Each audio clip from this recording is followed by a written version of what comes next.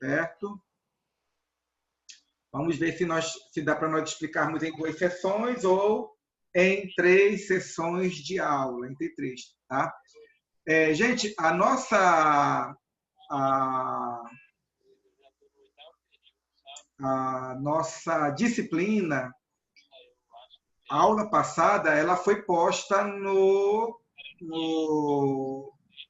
grupo, tá bom? Os 2 vídeos, certo? Eu penso que todos já estão postados, se não estou enganado. Se faltar algum, vocês indiquem para mim, para eu olhar lá no meu computador, lá no YouTube, e passar o link para vocês, certo? Então, muito bem, olha só, nas aulas passadas, o que foi que nós estudamos, o que foi que nós discutimos, né? Nós começamos a falar sobre educação, sobre políticas públicas educacionais, dizendo para vocês que as políticas públicas educacionais, elas nada mais são do que uma ação prática, uma ação organizada do Estado, o qual ele administrativamente, politicamente, ele se organiza com o objetivo de suprir as necessidades da população, né? Agora, essas necessidades que aparecem, né, que são evidentes na sociedade, certo? Elas apontam exatamente para direitos que são direitos constitucionais. Nesse sentido, quando nós falamos de políticas públicas educacionais, nós estamos falando de toda a ação do Estado, a qual tem, ou as quais têm fundamento na Constituição como a lei maior de nossa nação. Então, quando nós falamos, quando está lá na Constituição, que a educação é direito de todos e dever do Estado, né? Essa Constituição que afirma isso, certo? Obriga o Estado a se mobilizar, né, em direção do suprimento das necessidades da população. Por isso, então, que as nossas primeiras aulas elas tiveram como objetivo evidenciar para vocês qual é o suporte legal, constitucional das políticas públicas. E, após isso, nós vimos que esse direito que nós percebemos claramente colocado na Constituição, esses direitos educacionais, eles são repetidos, eles são reiterados na LDB, no ECA e outros documentos fundamentais da sociedade brasileira, tá?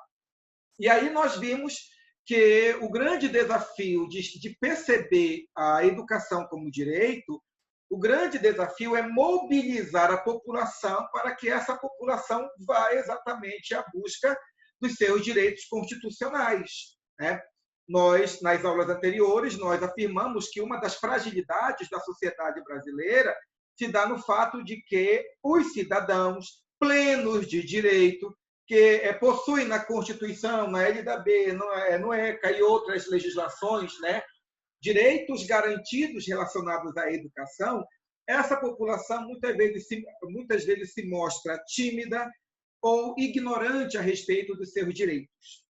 E aí, na medida em que nós fazemos uma afirmação categórica de que a educação é um direito constitucional de todo brasileiro, isso mobiliza tanto aquele que conhece como aquele que pode conhecer sobre essas legislações, mobiliza em direção da busca da concretização desses direitos que são naturais, tá bom?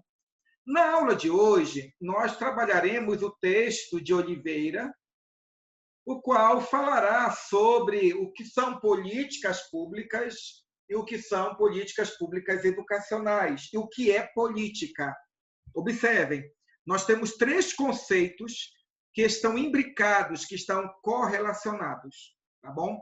Política, políticas públicas e políticas públicas educacionais, certo? E aí o texto começa primeiramente dizendo o que é política, e diz que política, a palavra, o vocábulo, digo, ele é de origem grega, e a ideia da palavra política, ela exprimia a condição de uma pessoa que era livre, não escrava, né, e nem liberta, mas que era livre na cultura e na sociedade grega.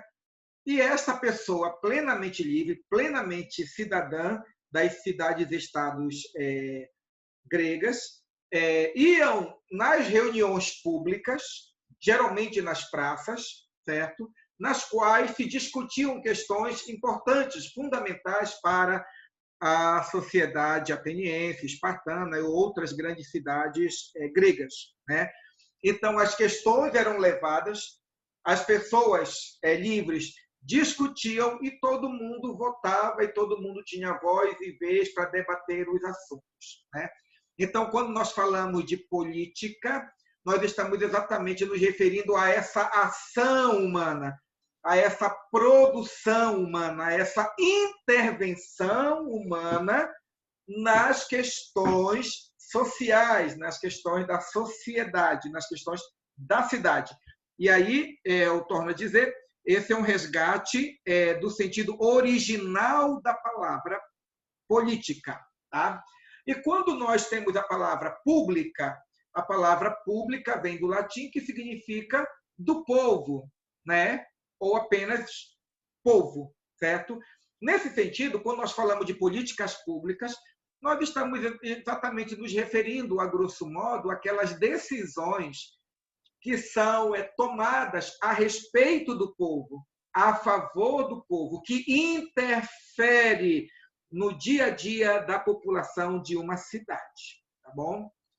E aí, o Oliveira ele continua falando, dizendo o seguinte: olha só, que essas políticas ou essa participação do povo nas decisões de questões cruciais da cidade, historicamente, ela foi uma participação, tanto uma participação direta como uma participação indireta. Observem, direta, quando a própria população ela discutia, ela votava e tomava as decisões primordiais que dirigiam o destino da sociedade. Quando nós falamos de uma intervenção indireta, de uma participação indireta, Oliveira está se referindo àquele sistema no qual a própria população ou o cidadão grego, certo? Ou o indivíduo em determinadas sociedades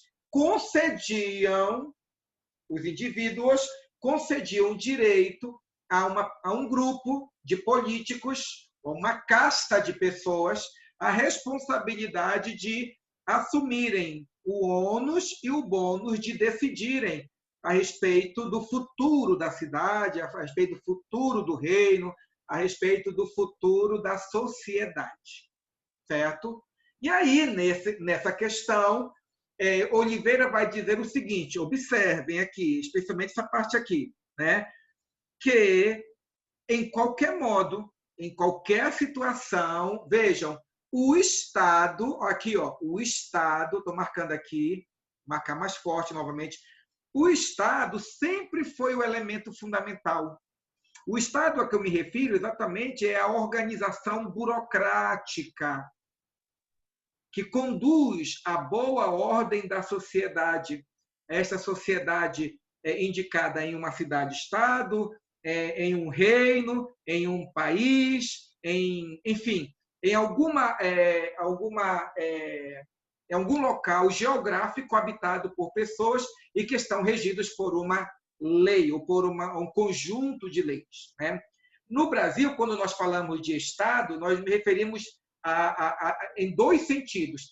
O Estado brasileiro, a organização burocrática, administrativa, política e jurídica, né, que governa o Brasil, e também nós falamos de Estado quando nos referimos, né, o Estado de Goiás, o Estado de São Paulo, o Estado do Pará e assim por diante, né?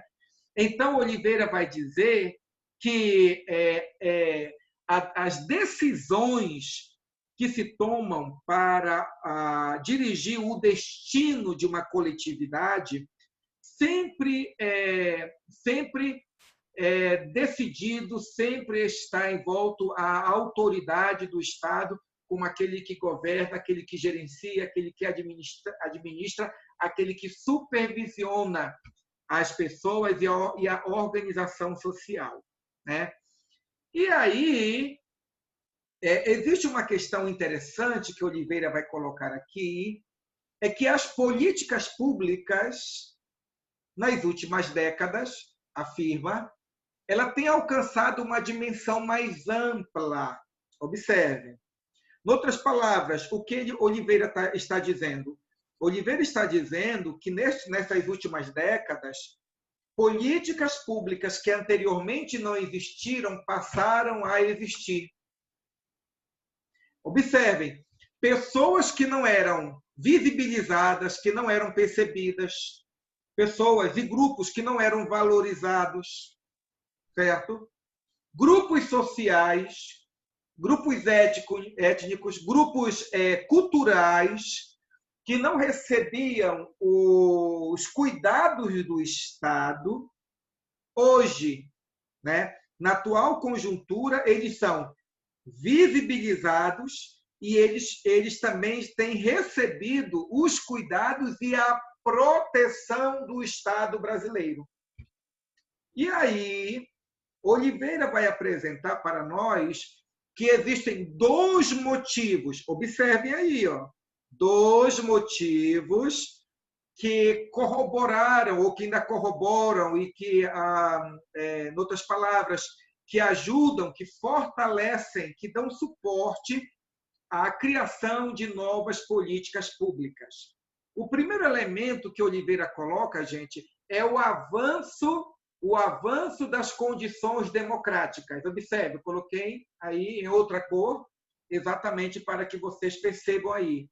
O que quer dizer o avanço das condições democráticas? Quer dizer o seguinte: quanto mais democrática a sociedade, tanto mais são criadas as políticas públicas, certo? Quanto o ambiente na sociedade ele fervilha de debate, de questionamentos, quando é dado para a população o direito de ir à busca dos seus direitos, né? Repetindo a palavra direitos, né? Mas quando é dada essa liberdade, quando a população não é restringida, não é limitada, quando a população ela não está em uma situação antidemocrática, mas a população pode, a plenos pulmões, denunciar a falta que o Estado faz em determinadas áreas, em determinados grupos, tanto mais a população está livre para se manifestar, mais facilmente as políticas públicas em qualquer área são desenvolvidas. As políticas públicas de saúde, as políticas públicas de meio ambiente, as políticas públicas de segurança e as políticas públicas educacionais com as quais nós, pedagogos, nós trabalhamos diariamente, né? Vamos exemplificar para vocês. Perguntando para vocês, hoje, em pleno século XXI, em todos os países, as mulheres são plenas de direito para estudar e irem para a faculdade, gente? Sim ou não? Vamos lá, gente? Em todos os países, esse direito é ponto pacífico? As mulheres possuem esse direito de estudar livremente em todos os países do mundo?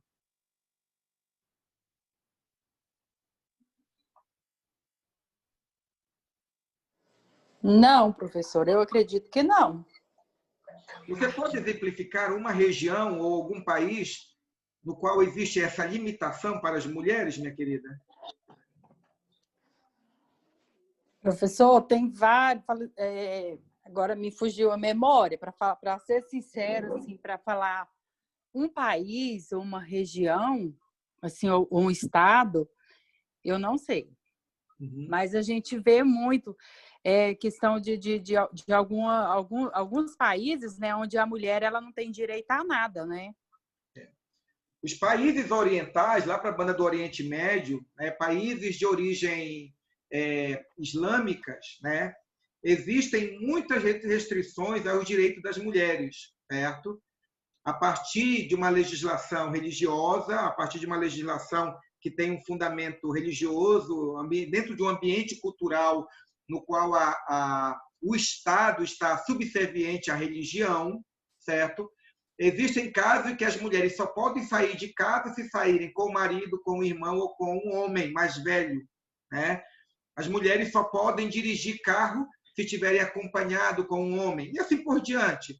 Então, existem certas regiões, certos países do Oriente Médio em que não é dado para as mulheres o desenvolvimento dos estudos, né? E naqueles que existe algum direito para a continuidade do estudo, as mulheres elas não são motivadas a isso como algo aceitável, plenamente aceitável e digno para a mulher, certo? Então, esses países, por mais que possam ser considerados, né, por determinados grupos como democráticos, é claro que essa democracia pretendida por esses países é uma democracia muito aquém do conceito que nós, ocidentais, temos sobre democracia. Democracia é um sistema de plena igualdade entre todos, homens e mulheres, brancos, pretos, pardos, né, crioulos, amarelos, vermelhos, enfim, certo? Onde todas as religiões, todas as matizes de cor, todas as etnias podem conviver em pleno desenvolvimento social e tendo os mesmos direitos, plenamente os mesmos direitos, certo? Então, o texto de Oliveira vai dizer o seguinte: existe uma correlação entre democracia e políticas públicas. Quanto mais democrática a sociedade, mais políticas públicas, certo? Vamos ver aqui, por exemplo, olha, há 20 anos atrás, nós tínhamos políticas públicas tão bem delineadas, certo? Para surdos, para mudos, para quilombolas, para homossexuais, para travestis, enfim, nós tínhamos políticas públicas específicas para essas pessoas, para pessoas que vivem, mulheres e homens que vivem na prostituição. Existiam programas do governo com o objetivo de atender às demandas sociais e educacionais dessas pessoas? Ou elas eram marginalizadas? Não existia. Né? Então, vieram desenvolver. A partir de qual momento essas políticas públicas elas vieram a ser criadas, gente? Na medida em que essas pessoas começaram a ter vez e voz na sociedade. Percebem? Por isso, olha, observem, novamente digo, quanto mais democrática a sociedade, maiores são, em termos de quantidade, as políticas públicas educacionais. Certo? Então, por exemplo, nós temos um sistema de cotas, que no Brasil é um sistema de cotas raciais, que, na minha opinião, o sistema de cotas no Brasil não deveria ser sistema de cota racial. Para mim, o sistema de cota deveria ser o sistema de cota social, por condição social, condição financeira, e não por causa de cor. Certo? Porque eu pergunto, qual é a culpa da criança branca, pobre, cujo pai é pobre, certo, dela ter nascido branca? Certo? Na verdade, o grande flagelo na sociedade brasileira é a miséria, é a pobreza. E a pobreza, ela alcança todas as matizes de cor, todas as culturas, todos os grupos sociais, todas as etnias, né? Mas hoje nós temos aí o sistema de cota racial, né, por conta exatamente de todo um debate, de toda uma discussão, de toda uma movimentação da população brasileira, os mais variados atores políticos e sociais que desenvolveram toda uma estratégia para que, em determinado momento histórico, fosse criado o sistema de cotas raciais no Brasil. Certo? Então, esta política pública ela só estará aí porque a sociedade brasileira abriu-se para o debate dessas questões. É por isso, então, que Oliveira vai dizer que existe uma relação entre democracia e políticas públicas. Quanto mais democrática, mais políticas públicas. Quanto menos democrática a sociedade, a nação, as políticas públicas elas tendem a minguar, a diminuir, e o sistema educacional ele tende a alcançar positivamente apenas um grupo restrito de pessoas na sociedade. O segundo fator que contribui para o desenvolvimento das políticas públicas, gente, veja aqui, olha, você vai dizer aqui, a gama dos arranjos institucionais de governos que se tornou necessário para fazer o quê? A governabilidade. Aí a pergunta é, o que é governabilidade? O texto vai dizer, governabilidade são as condições adequadas para que os governos se mantenham estáveis. Em outras palavras, quando existe uma grande demanda social, veja, quando existe uma grande demanda social e o governo ele faz vistas grossas a essas demandas, ele finge-se de morto, né? Ele faz de conta que não existe a demanda, que não existe a necessidade. O que pode ocorrer com essa sociedade?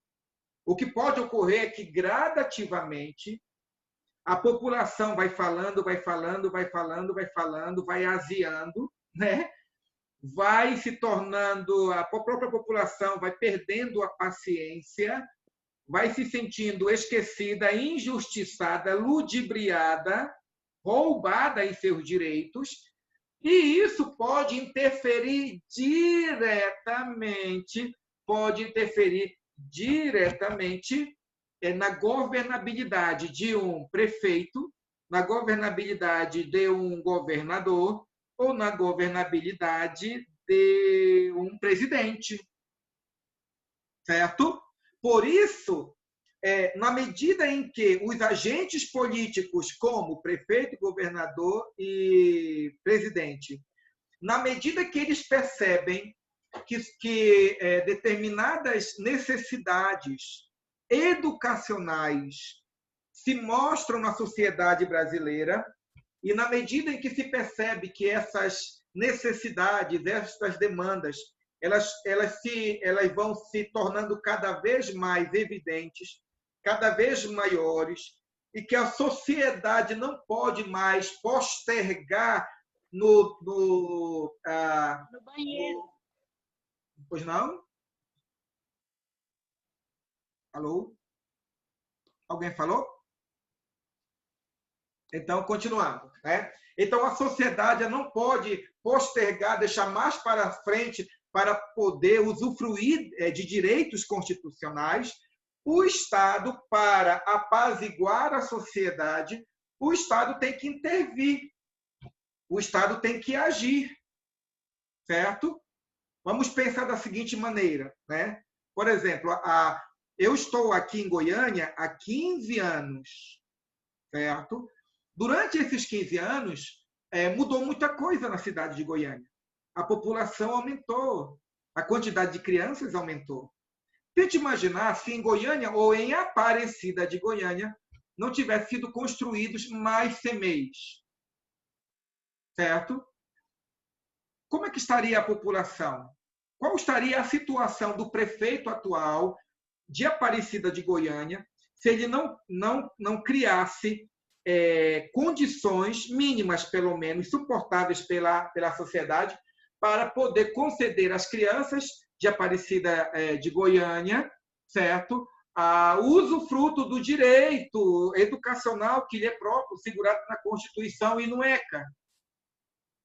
Se ele fechasse CMEs, ou se ele deixasse de construir outras unidades de CMEs, o que ocorreria com ele durante esses anos? Certamente que governar sobre Goiânia ou governar sobre Aparecida de Goiânia seria muito difícil. Então, esses nossos governantes, eles agem, eles trabalham exatamente para suprir as necessidades da população, pois, em fazendo isso, eles garantem aquilo que nós chamamos de governabilidade. Governabilidade no sentido de que o ambiente político da cidade se torna estável. Estável não quer dizer sem conflitos, porque toda sociedade possui conflitos políticos. Entretanto, são conflitos políticos administráveis, né? Então, na medida em que os governantes eles estão preocupados com a governabilidade, isto vai fazer com que esses governantes eles estejam mais atentos às necessidades da população. Como que pensando, aquele setor do ano passado para cá cresceu muito.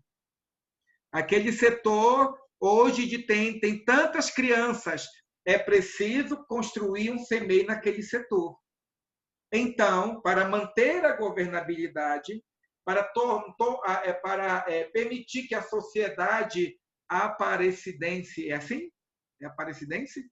Ou a sociedade de Aparecida de Goiânia, né, esteja estável, pelo menos relativamente em paz,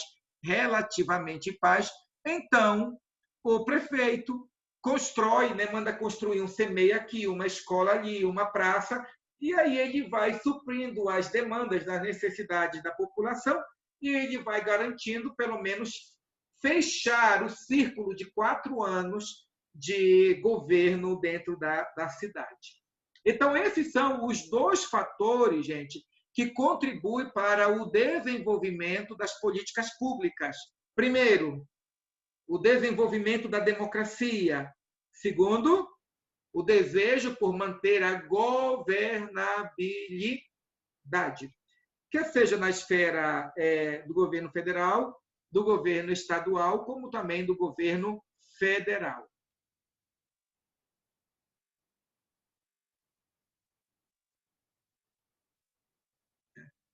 E aí nós temos, como foi falado aqui, né? E a reeleição é exatamente isso. Considerando que as políticas públicas, gente, elas são desenvolvidas por aqueles que governam, nós precisamos, neste ano, buscar entendimento e sabedoria para vermos em quem nós vamos votar. Quer seja os vereadores, quer sejam os prefeitos, né? Se, de repente, nós temos compromisso com a educação, então nós temos que escolher alguém que possa representar os nossos interesses, né? Porque a qualidade da educação do município depende da qualidade e depende também do engajamento dos vereadores e do prefeito, né, à educação. Quanto mais engajados na educação, melhor a educação do município, né? E aí, então, observe. Então, Oliveira vai citar Souza, ele vai dizer o seguinte: o processo de formulação de política pública é aquele através do qual os governos traduzem seus propósitos e programas em ações que produzirão resultados ou mudanças desejadas no mundo real. Em outras palavras, o que são políticas públicas? Então, Souza vai dizer: política pública é toda a decisão do Estado, é todo o planejamento do Estado, é toda a execução do projeto do Estado com vistas ao suprimento das necessidades de uma dada população, quer seja do município, quer seja do Estado e quer seja do país, né? E a partir daí o texto vai dizer, né? Vai dizer o seguinte, veja, Azevedo vai dizer: política pública é tudo que o governo faz ou deixa de fazer, com todos os seus impactos de suas ações ou suas omissões. Observe aqui, o que isso quer dizer. Azevedo vai dizer que política pública é tanto uma decisão e uma ação positiva do Estado, por se envolver com determinadas situações, certo? Então, quando o Estado ele decidiu desenvolver a política pública de bolsa universitária, essa decisão do Estado foi uma decisão que interferiu diretamente e positivamente na vida de milhares de jovens em todo o Brasil, né? Esses jovens, eles receberam recursos e têm recebido recursos financeiros para estudarem, certo? Agora, Azevedo vai dizer que também política pública não é somente uma ação direta de intervenção, mas política pública também é a não intervenção em determinados assuntos. Aí eu vou dar um exemplo para vocês. Até a década de 80, o Estado não tomava para si a responsabilidade de criar e de manter uma política pública educacional voltada para a educação infantil. A política do Estado era a política de não intervenção. A política do Estado era a política de não envolvimento. A política do Estado era de não enviar dinheiro para os municípios para que esses municípios construíssem escolas ou estabelecimentos educacionais para a criança. O Estado brasileiro, aí eu me refiro à esfera federal, tomava para si a ideia de que a educação infantil, né, ou atender crianças até 6 anos, não era responsabilidade do Estado brasileiro. Quem quisesse dar formação para o seu filho até os 6 anos, deveria pagar para uma escola privada, para a escola fazer isso. Certo? Então, né, esse distanciamento do Estado, o não envolvimento do Estado com determinados assuntos, também é uma política pública no pensamento de Azevedo, né? E aí ele vai dizer que política pública é coisa do governo. Grave aí. Política pública não é coisa da população. Política pública é uma ação governamental, é um planejamento do governo, é uma intervenção do Estado na sociedade, com vista aos suprimentos ou ao suprimento da necessidade da população. Aí vai dizer, observa, política pública é coisa para o governo federal, para o governo estadual, para o governo municipal. E diz, a sociedade civil, ou melhor, o povo, não é responsável direto e nem agente implementador das políticas públicas. No entanto, mas, porém, todavia, contudo, entretanto, o povo faz política. Ou seja, o povo se organiza, o povo planeja, o povo se mobiliza e o povo vai aos seus representantes políticos para que estes cumpram o dever deles como representantes da população, né? E como tais, ou seja, como representantes, que eles se organizem, que eles se reúnam, que eles decidam, que eles legislem, certo? A favor do suprimento das demandas educacionais da nossa sociedade. E, a respeito disso, nós debateremos e nós desenvolveremos na nossa segunda aula, tá bom? Então, nós vamos fechar esse momento agora, porque falta 1 minuto, e daqui a 1 minuto nós retornamos para dar continuidade à nossa aula. Até daqui a pouco. 1 minuto apenas. Vai lá e volta.